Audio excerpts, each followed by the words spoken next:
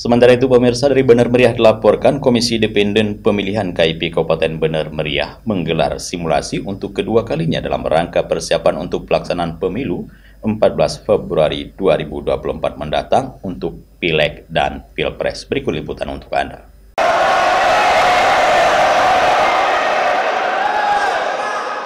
Pelaksanaan simulasi yang dilakukan di Gedung Olah Seni Benar Meriah melibatkan seribuan lebih para petugas pada pemilu dan pilpres, dimulai dari petugas KPPS sebanyak 916 orang, PPS 232 orang, dan PPK 20 orang, dan perwakilan partai politik peserta pemilu di Benar Meriah.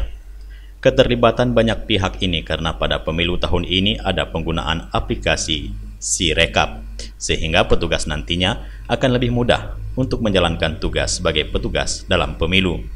Simulasi ini diharapkan dapat memberikan pemahaman bagi KPPS dan PPS nantinya, memiliki gambaran untuk TPS yang dibuat dan kendala-kendala yang akan didapat nantinya ketika pada saat pemilu.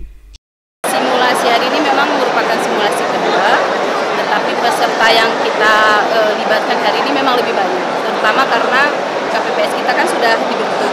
Karena sudah dibentuk, jadi kita ingin ketua KPPS khususnya dengan anggota yang akan menjadi operator Sirekap itu kita libatkan, sehingga mereka bisa memastikan seperti apa nanti TPS yang akan dibuat di TPS-nya.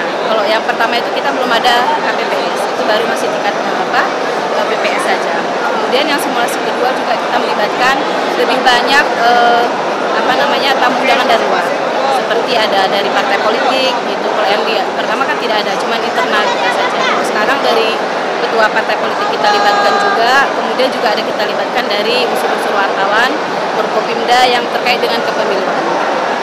Simulasi ini juga disaksikan oleh para Forkopimda dan Forkopimda Plus Kabupaten Benar Meriah, Ormas hingga para jurnalis yang ada di Benar Meriah. Dari Kabupaten Benar Meriah, tim liputan Aceh TV melaporkan.